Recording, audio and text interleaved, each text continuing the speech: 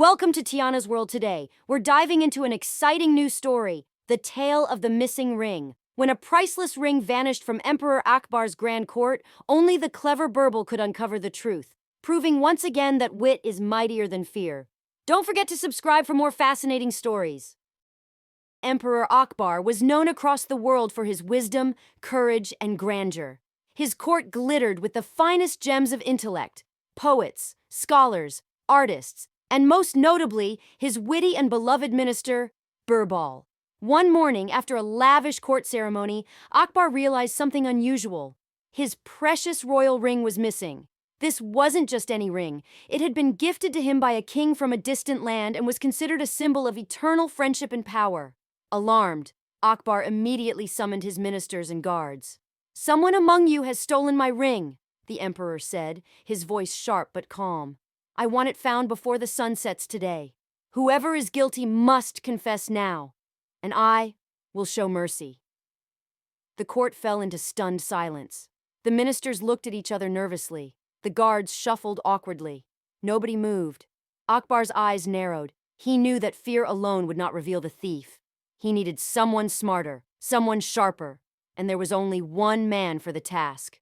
"Birbal!" Akbar called. "Find me the thief!" Birbal stepped forward, bowed deeply, and said with a confident smile, "Your Majesty, give me just 1 hour, and I shall uncover the guilty."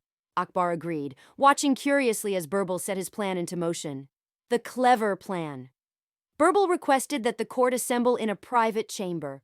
Only the ministers and guards who had been present during the morning ceremony would attend. When they arrived, Birbal addressed them. "Honest men have nothing to fear," he said, smiling kindly. "But to uncover the truth, I must seek help from magic." The courtiers and guards gasped. Magic? Even the most skeptical among them shifted uncomfortably. Birbal pulled out a small bag filled with identical sticks and handed one stick to each man. "Each of you hold a stick," Birbal said. "These are no ordinary sticks. They are magic sticks. Tonight, when you return home, keep the stick safely beside your bed. If you are innocent, the stick will remain the same length. But if you are guilty, the stick will grow by 2 inches." The men clutched their sticks anxiously. Birbal gave a knowing smile. "Tomorrow morning, you will all return and hand me your sticks." They all nodded and left the chamber, some of them looking visibly anxious. Truth revealed. The next morning, all the ministers and guards gathered in court. Each of them approached Birbal and handed him their stick. Birbal examined each one carefully, but he wasn't checking for sticks that grew longer.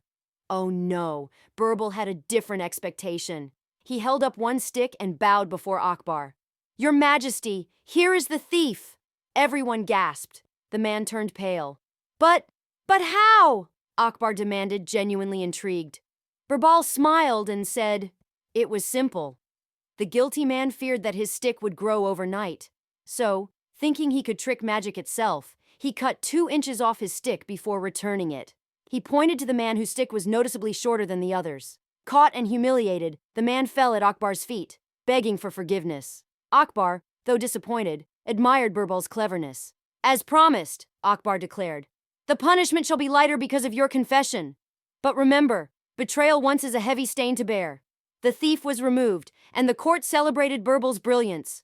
The moral: later that evening, over a quiet cup of tea, Akbar asked Birbal, "Tell me, friend, why did you use the story of magic when you could have simply searched the men?" Birbal chuckled. "Your Majesty, fear reveals the guilty faster than force. When we are afraid, we show our true selves." Akbar nodded, impressed yet again by his most trusted minister.